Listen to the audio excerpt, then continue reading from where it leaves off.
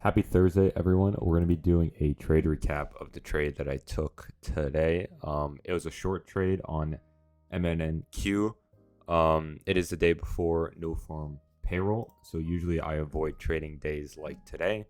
But I'm trying to increase my overall trade quantity while trying to maintain that quality. And then an idea that I came up with is just having the amount I risk on days that are iffy, like today, day before no farm payroll, and then just reducing my risk, and then just still aiming for 2R and 3R like I usually do. So yeah, we're just gonna be doing a trade recap of key levels I saw. I saw like psychology going into trade management. I'm gonna be doing a top-down analysis starting from the daily all the way down to the 1 minute. I'm gonna go through each session, what I wanted each session to do, what I expected it to do, little models that I saw, and then how I got into an area where I knew I could take an entry and why I took an entry, and then why I was confident and why I had my stop loss where it is, my entry, etc. So overall, we're going to start this off. I had a $127 win today. I took my short at 10.45, and then I took my first TP at the 10.37 low, and then we can see how we took my first TP at 10.54. The macro begins at 10.50 and goes until 11.10, and then we can see the strong rally higher before once again another sell-off into this swing low, just missing this one. So yeah, overall coming into today on the higher time frame, let's just go to the higher time frame. We'll start on the daily. What I wanted to see on the daily. So we have this inside candle inside of the Friday, January 2nd large candle, and we have this inside candle with a very strong expansion candle during January 6th. Whenever we see this, I see this as a bullish indicator, and I want to see the following days, which is Wednesday and Thursday, protract higher. We did have that on Wednesday, but then we had this very strong close below this swing high, which is December 26th, as well as a new week opening gap, consequent encouragement. And then coming in today, you can see how we opened with a premium new day opening gap, tapped into the consequent encouragement of the new week opening gap perfectly. This new week opening gap is from October. And then how we had the strong rally lower into the volume balance that can be found here between Monday and Tuesday, filling in the one-day BISI. But overall, if you see market structure, we're overall still bullish on the 1 day at least. Where are we bullish to? Relative equal highs, which I highlighted in my Sunday analysis. So coming into today, I was bullish. So now we break down onto the 4 hour. When I come down onto the 4 hour, I did take a trade yesterday. And then we can see that 4 hour inversion fair value that we formed. So we have this 4 hour BISI, which is an important BISI because it breaks this swing high, which is the Asia high over here, with a very strong displacement candle, which is the 4 hour BISI. And then we also take out this swing high with this BISI, with this move. So this is a very important BISI, and the fact that we close below and break the swing low, I'm paying attention to, okay, do we have intentions to inverse this? And you can see how today in price action, we actually did inverse this, and we had a very strong protraction lower towards the relative lows, towards these relative lows and these. So now when I see this on the 4 hour, let me see. On the 4 hour, we'll just put it right here. So I'm in replay now. So when I see this, I'm not necessarily bearish yet. I don't want to be bearish yet. I'm just looking like, okay, is there a possibility that we can be bearish? We have the previous day high, which is obviously my target, as well as the relative highs, which are obviously my target. But then I also understand and have been stating that we are generating a large pool of sell side liquidity under the market with a new week opening gap. There's relative lows here as well, relative lows over here, as well as this very large candle that needs to be efficiently delivered since tails are acted as inefficiencies or fair value gaps or whatever you want to call it. So when I come into this, I'm like, okay, there's a possibility where we can be bearish, but I overall want to be bullish. The possibility why I can be bearish is that this is a breaker block. So we have a high, lower low, higher high, then a lower low, and a strong close below. We bring this out, we use all candles over here, and we protract this out as a breaker block. So this can be a breaker block, but breaker blocks can be invalidated. Once again, with a close above it, and then we use that as a means. And this can be seen as a Judas swing, where we have a low, a higher high, then a lower low, and then we have a strong protraction higher. And then once again, with this, you could also do standard deviations if you want to then go find some price levels. But we did not do that. That's just me digressing on if we did inverse the breaker block. So now we hop down onto the 1 hour. And when I come into the market to do my analysis, I do it at, what time is it? 9. I came in at 8. So now, what am I paying attention to? So once again, how I highlighted on the 4 hour, I have relative lows here and a new week opening gap. This new week opening gap is a magnet. It draws price in. We have this previous day high, which aligns with my Sunday analysis. Now we have this 1 hour SIBI with the Asia candle over here, the Asia session. And then we also have the London session. If you pay attention closely, this right here is an accumulation. We are accumulating. Price is closing very close to its open, and we are inside overall this range. So I see this as accumulation. Now we have the strong protraction higher. Now, are we going to continue to explode higher and attack the -1 standard deviation, the -2 standard deviation of Asia? So that's what I'm paying attention to. I want to see where is the strength, where is the algo trying to reach towards? Are we trying to reach towards the -1, -2 standard deviation? Or are we trying to reach towards the relative lows, which are with these relative lows, which is from the 9 a.m. open, as well as these relative lows with the London, as well as the 8 a.m. 1 hour candle, as well as these relative lows, which is Asia and London. So now I'm paying attention. Where is the market? What is the market telling us, basically? So then, if we just play it out in time. The market is closed. If we just, how do you even do this? Like this? Okay. Yeah, and then boom. Strong rally lower to what? Relative lows over here. So now, there is no reason for me to be bullish on the day, unless the possibility where I could be bullish is that if we do have the strong rally lower and then a very strong close higher near the 1 hour SIBI or above this swing low. But even if we do close above this swing low, I don't know if I would believe it because we do break this ITL, which is a break of market structure and overall shows bearishness. So now on the 1 hour, what I'm paying attention to is now, okay, we have this very strong rally lower. Can this be a moneymaker sell model? We have accumulation over here, which is original consolidation. And then we have one accumulation. Then we have a second accumulation. And then we have the smart money reversal over here, 2022 model. And then now we have the distribution over here, which we do over here, where we have a little choppiness at the open of this. And then now we're rallying lower into what? This second, the first stage of accumulation in this buy side leg up. Now I want to see us chop, and attack the original consolidation of the week. So that's a moneymaker sell model that I'm paying attention to.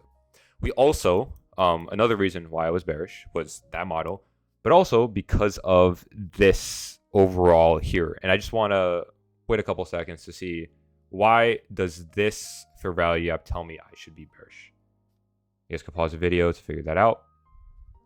Okay, so now, hope you guys pause it. So we have this long-term high over here, which is a part of the 2022 model, and then a strong close lower, which is a market structure shift. So now the market structure shift, there's a market structure shift, so now we should be bearish, and we have a moneymaker sell model.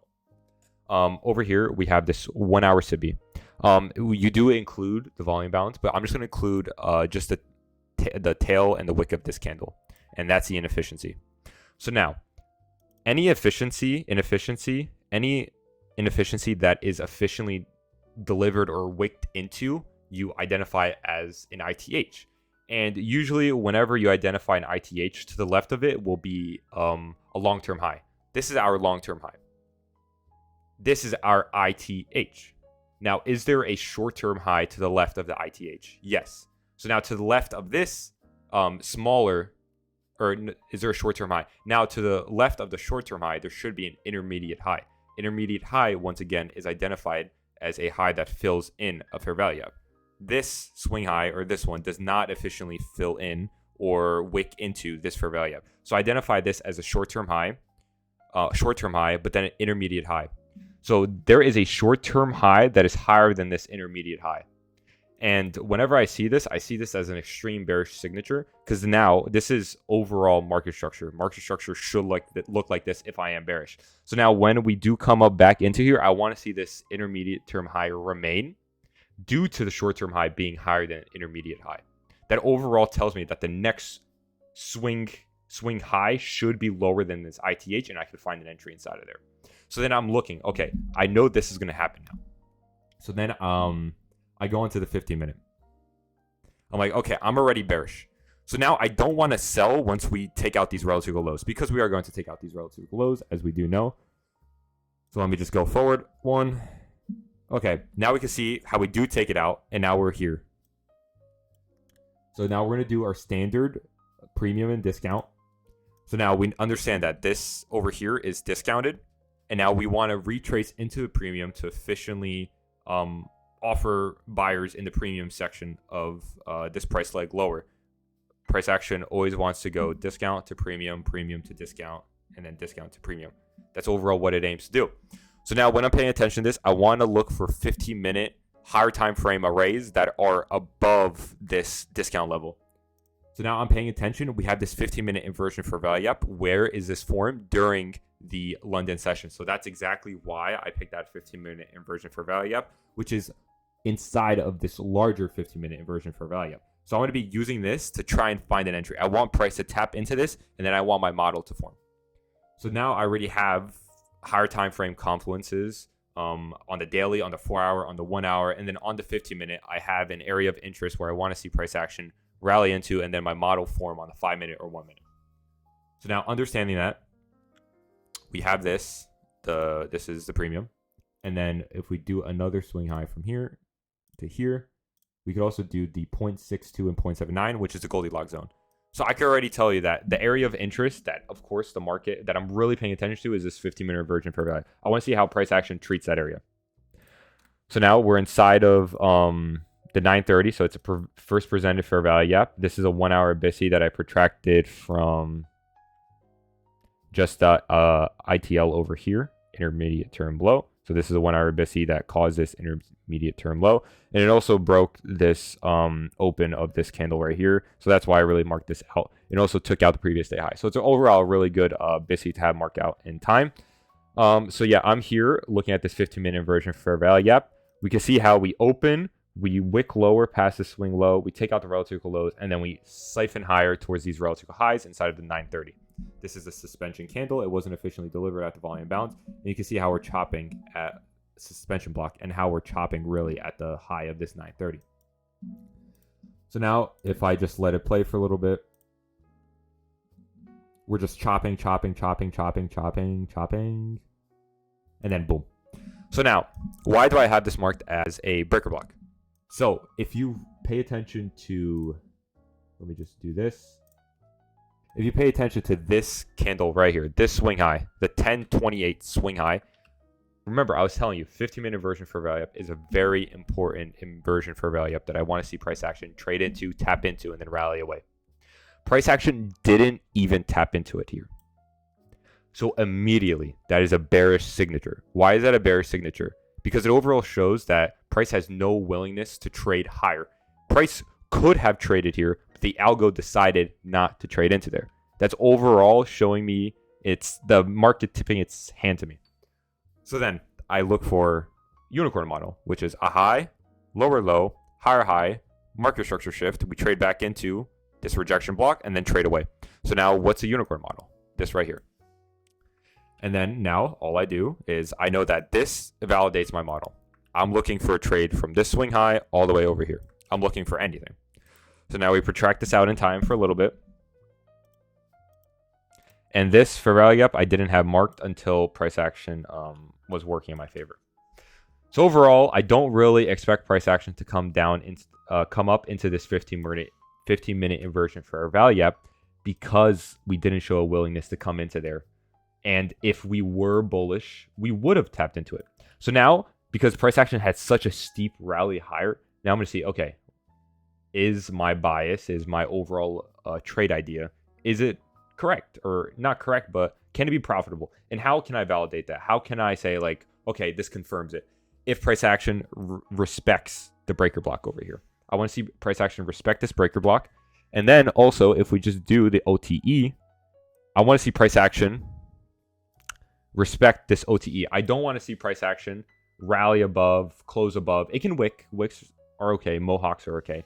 But I want to see price action respect this range. I want it to see it either consolidate, respect it, and create a swing high inside of here. I'm looking for a swing high. So now we play out the candles for a little bit. Is there a swing high here? Okay, we have a swing high. Now I'm waiting for the next candle over here. Now am I going to get my entry inside of there? I'm like, okay, I like this close below this open. We're closing below the consequent encouragement or the mean threshold of this breaker block. Now, I'm paying attention to the next candle. Boom, entry. So I got my entry right here once we tapped into the mean threshold of this breaker block.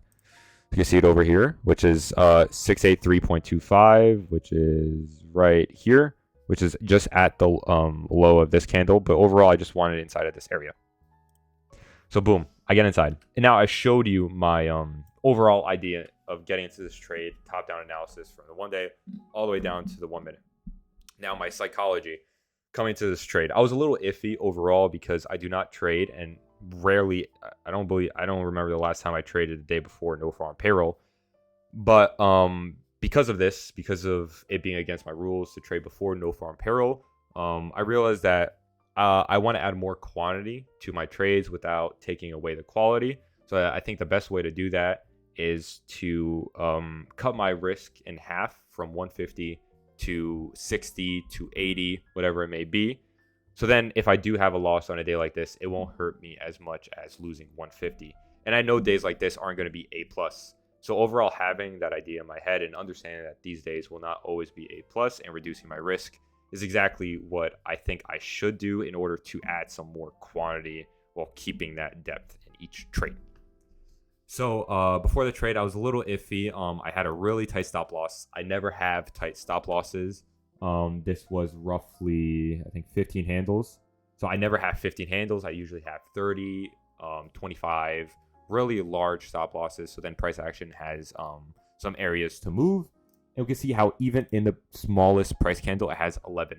That's the range of like just an average small candle. So overall, in one candle, I could get stopped out instantly.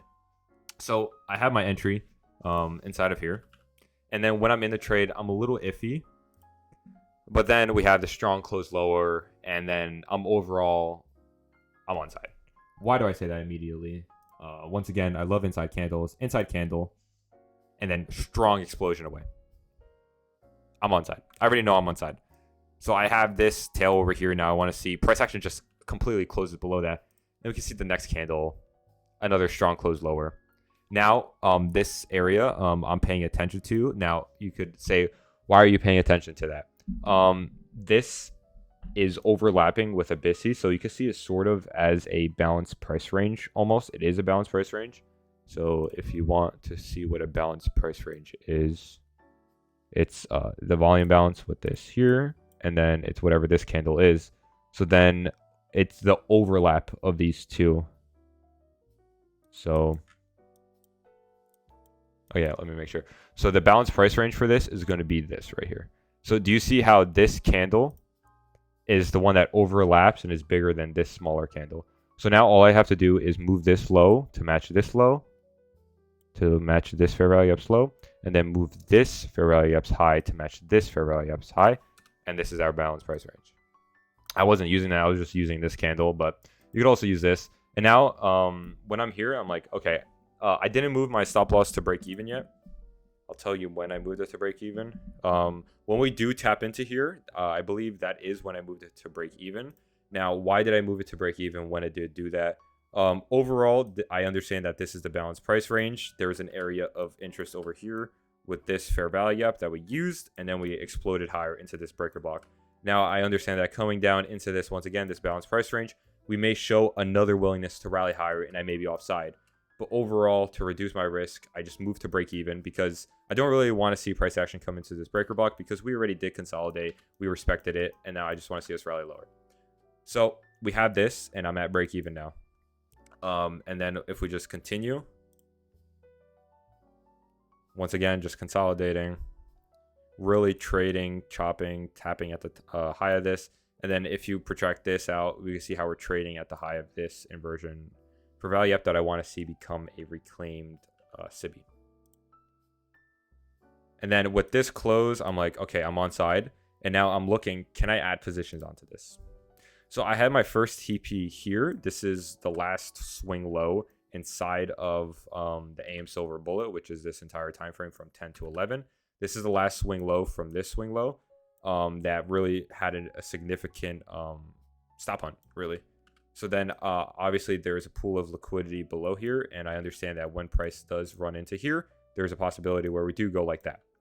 So then I have my first TP here, and then my second TP was AM silver below low. So we don't tap into it here, but then we smash it here. So when that happens, I have my first TP out. My stop loss was at break even, and then I was still aiming for this one overall. And then coming into here, you could just see how we then just explode higher, and then just an explosion, and I get stopped out. So yeah, overall up $127 on the day. Still have a couple more days before I can take out my first payout. I went through my higher time frame narrative, my psychology after the trade, my psychology. I was at the doctor's. I completely forgot I had a doctor's appointment, so I wasn't really even looking at the charts. I was a little nervous when I was inside of this range over here because I had such a tight stop loss. And I'm also doing something that I'm not used to. I'm a little uncomfortable since it is outside of my rules to trade before NFP. Yeah, overall, my psychology was iffy. But then when price action started to work in my favor, I was much more happy. I was happy that everything was going according to my plan, what I originally wanted to see, how I was on side with this overall analysis of this swing high, how we do rally lower, sorry. And then overall, we can see how when we do tap into this breaker block, we do have this protraction lower towards the swing low again. We don't necessarily tap into here, which is unfortunate, but I was able to squeeze out a 3.93 R return, just like that, which is awesome. So I risked 60. My first TP got me out at 120, and my last one was going to aim for 180, I believe, or something like that. So yeah, that's the trade recap that I have for you guys today. I hope you guys learned something new. Put anything in the comments if you guys want more insight, what I could do better. Still trying to get better at this. And yeah, I hope you guys enjoyed it, and have a good day. I'll see you guys tomorrow. See ya.